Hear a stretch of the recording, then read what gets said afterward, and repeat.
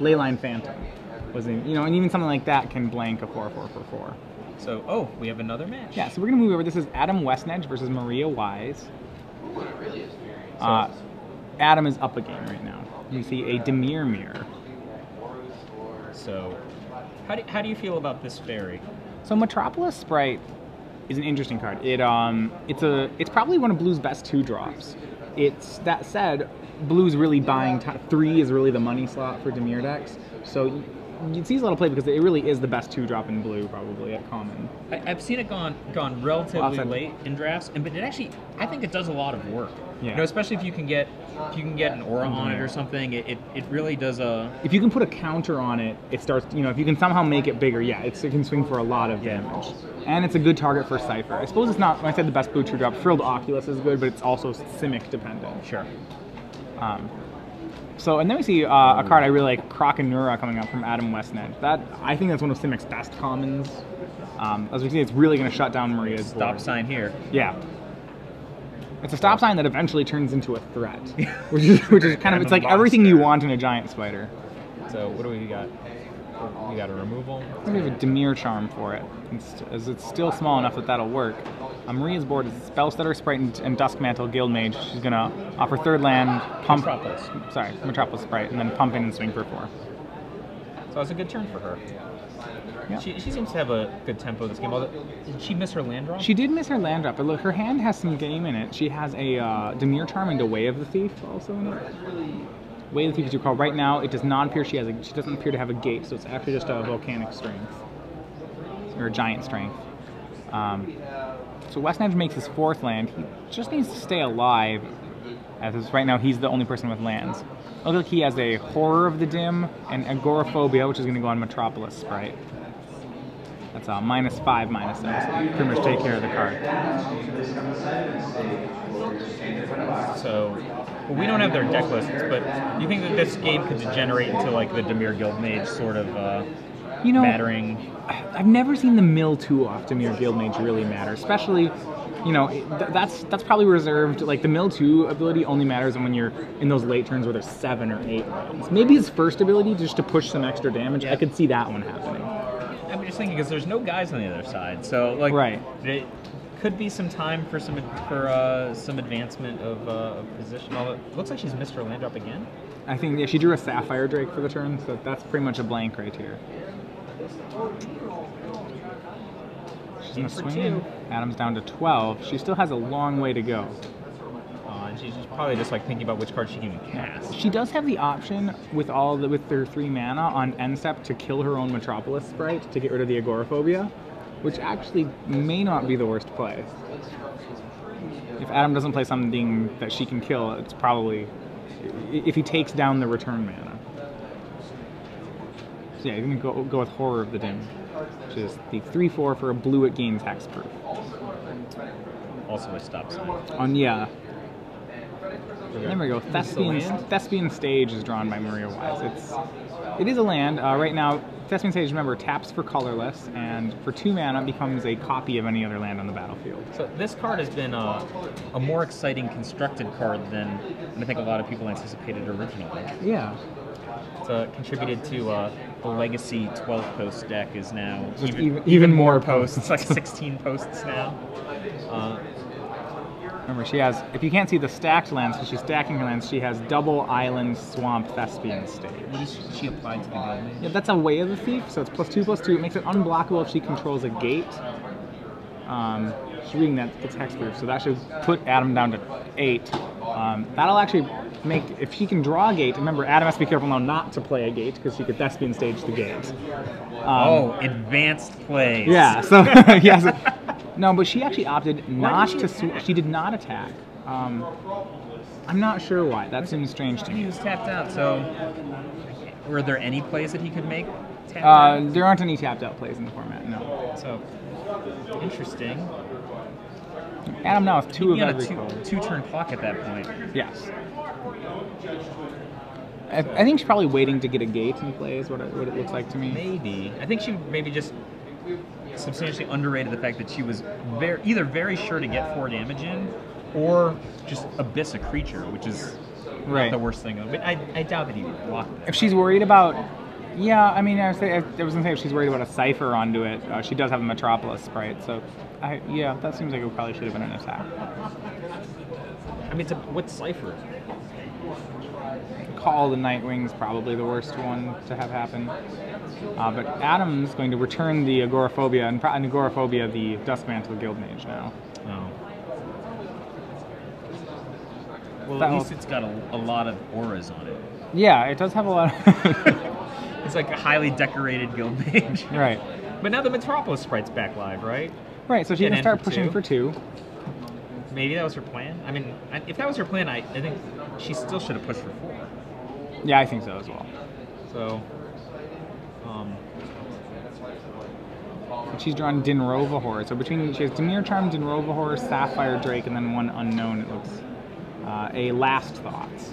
So Last Thoughts actually here is pretty good. She can use it to divination with her Metropolis sprite, which I think we'll see happen.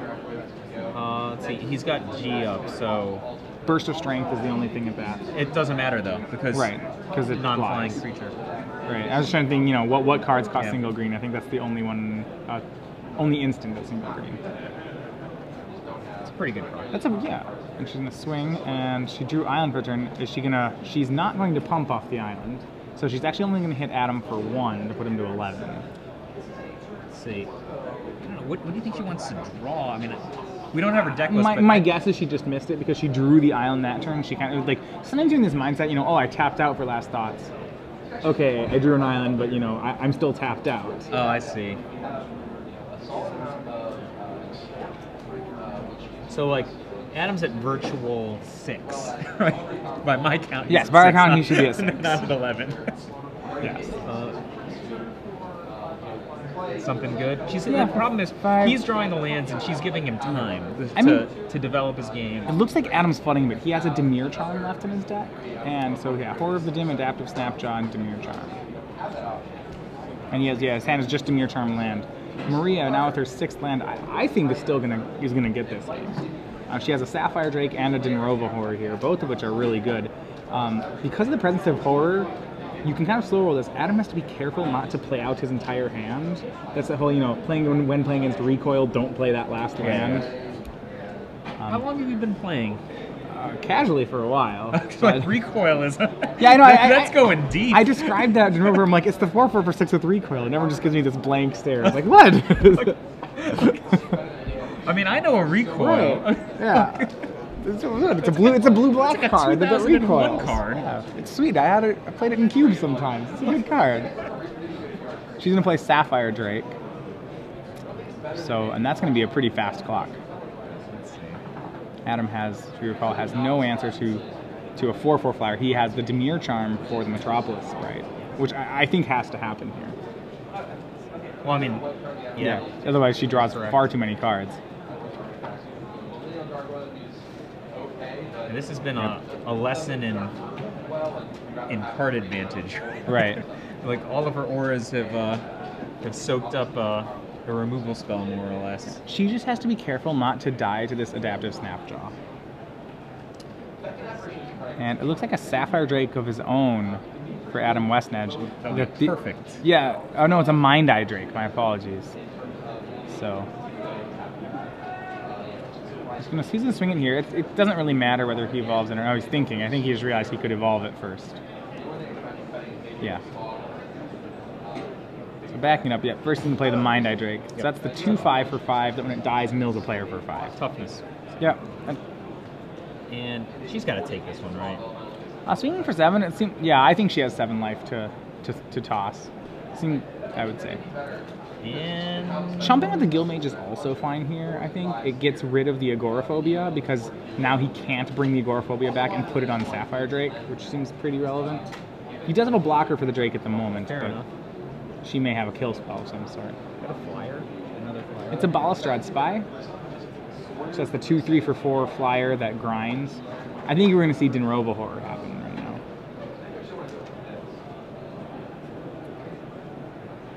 I guess that's right. Yeah, grind is the, what is it? I think Mark Rosar talked about in one of his articles. It's the name for the mechanic of mill until they hit a land. He calls grind. It's interesting how how R&D adopts words that Magic players have been using for many years, and then just gives their own definition. Right. Like you're just like grind. You're like that's millstone. Grind is like bleeder, right? So bleeder is extort. Okay? Like the fundamental nature of Orzhov is bleeder. And then they've actually made a mechanic extort, which exemplifies bleeder. Right. Which they already had named bleeder, but everyone would have already called grinding, like any small value, right? Like incremental value is grinding. Yeah. Right. Or then you have reach, which is like to Magic players since at least 1999, 2000. Reach is, the ability of a deck to win outside the red zone. But now it's blocking flyers. Yeah. So there's people like to use words like grind and reach. Let's use them. So we did see the Denrobo Horror from Maria. She bounced the Mind Eye Drake.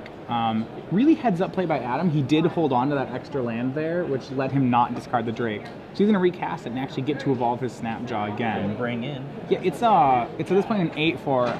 I think Maria needs to make this trade. 8's just way too much damage.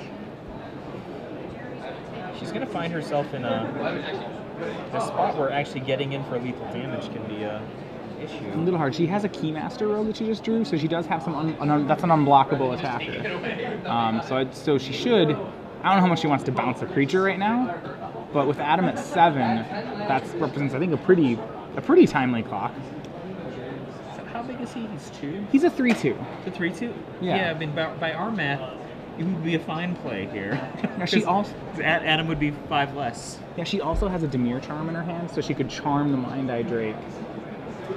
And then maybe the problem is she can't charm the Mind Eye Drake and play Balustrad's Spot. But yeah, this is looking pretty good for her. She just has a lot more business going on.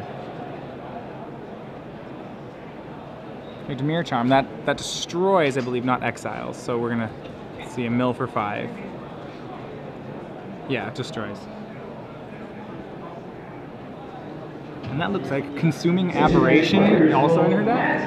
And that one, the Dimir pre-release card. A powerful Magic the Gathering. Definitely, I'd say one of the top rares in sealed. Excluding mythics, I made a short list for us. Rares I think are really good for sealed right now. And I would say he's at the top of my Dimir list. Both synergistic and then just purely powerful. It's so powerful. It also gives you a way to win the game without ever attacking, which is pretty good. The only thing you have to watch out for him if you're going to go that route is Grisly Spectacle's a card, so make sure you don't make a 20/20 aberration and let them spectacle it, because then you'll mill yourself for 20. Just that's actually a real thing.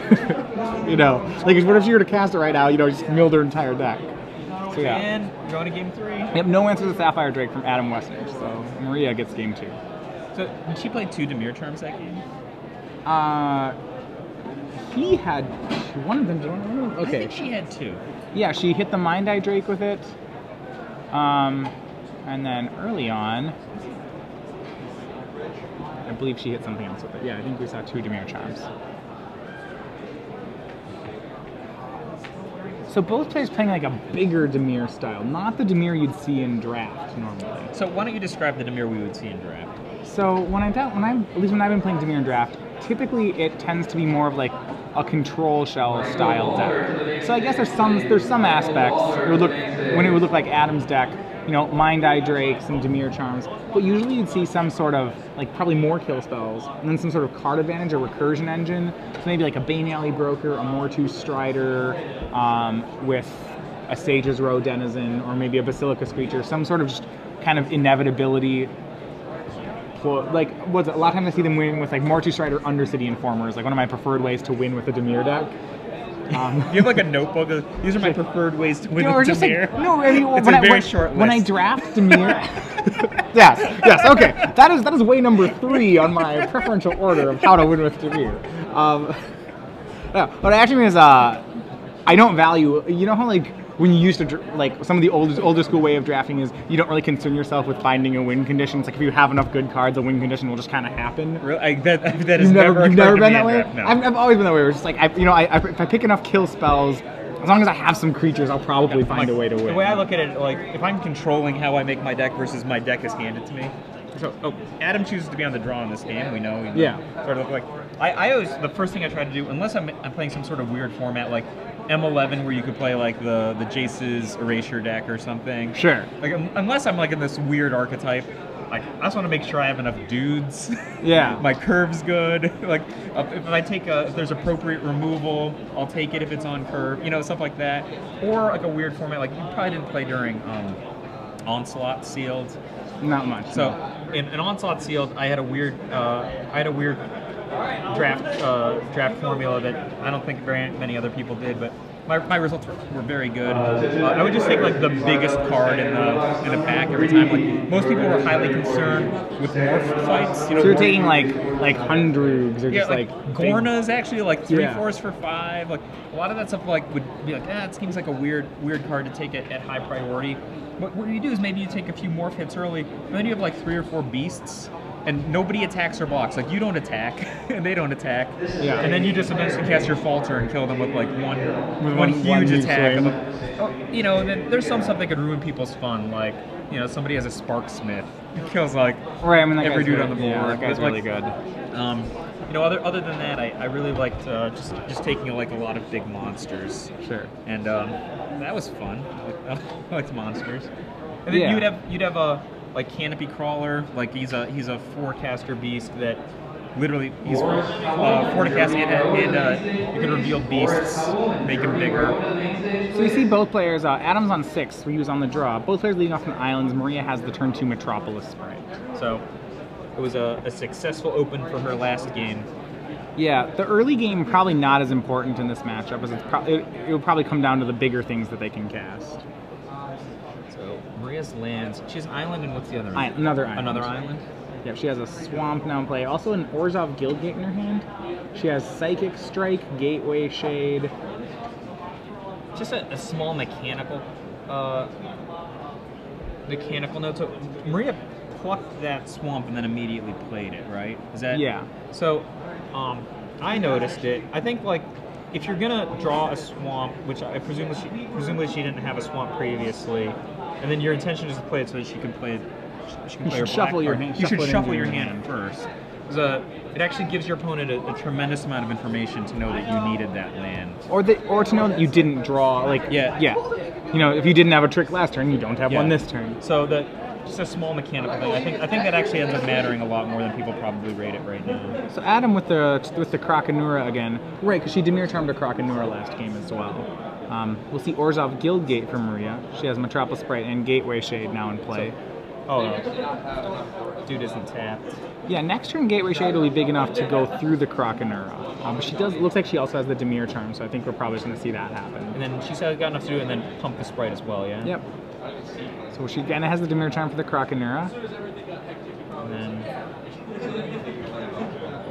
thinking about it, Pumps in the Metropolis Sprite and swings 3. Not that it matters a whole lot. I don't think it's very common. You don't pump the Sprite and then attack, right? You attack and then pump the Sprite. If he's tapped out, I do whatever. But normally I would wait until the attack to do it.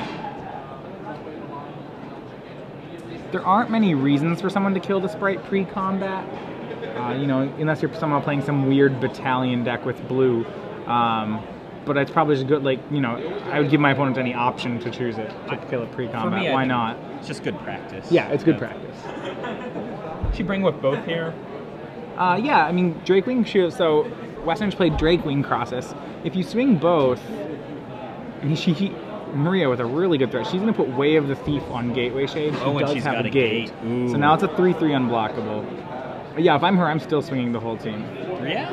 You're challenged to trade with the Sprite? Yeah. Interesting. I think that my initial thought is that I would not attack with the Metropolis Sprite, but I think you're probably right, because that's a fine trade. And I'm so worried that the Sprite's going to get outclassed here. Yeah. You know, we already saw a Mind Eye Drake out of Adam Westnedge last game. You know, I'd try to get, if this trade happens, I'm thrilled. Yeah, you're right. Yeah, attacking with it's probably correct. So she's threatening how much damage is this for? 5? This is for just 4, because she doesn't have any pumps this turn. So that'll put him to 12, right? So right. It'll take him 3 turns at least to catch up with the. Well, because 12 is important, because if she currently she has a 2-turn clock with the Gateway Shade. Because it's a 3/3 and she can pump it to a 6/6 by tapping the gate in the swamp. Very good. So now, yeah, Adam really will need to find an answer to that quickly. So the extra point is very, very, very And important. he misses his 5th land. That's actually almost a signal like I will trade with the Metropolis right this Yes, turn. yes. Well, it wouldn't last turn. Things have changed. I have decided this is okay. And she draws another gate for the Gateway Shade. Semi-unnecessary gate. Yeah, now, because she has Psychic Strike in her hand, I probably wouldn't. You don't pump. Well, you I could would actually pump with the gate. Orzhov. Yeah. The Orzhov And then I just gate. wait, and the next turn pump lethal with both gates. You know, no reason to take down the counterspell at this point. So if this is your plan, do you still attack with Metropolis, right? Sure, if he wants to trade it, I'm probably still okay with that. Oh, she's tapping this for... Okay, she's no, double she's pumping double Gateway pumping. Shade. Yeah, the card you'd have to watch out for here is Etherize. Wait, what happened there? I think she's attacking with both. She kind of chain attacked. Okay. Yeah, but Adam's taking 6, and he clearly doesn't have the Etherize, so... So no. that was actually a really good example of the mechanics Mechanically, we were you talking should turn about. when you turn your guys sideways, you should turn them all sideways in one motion. No, not just that. Her pre-combat pumps actually restricted her quite a bit. She committed Yeah. mana to a sprite that Was gonna didn't trade. need to have to happen, and then Adam though doesn't draw the answer to the Gateway Shade, so Maria Wise wins 2 games to 1.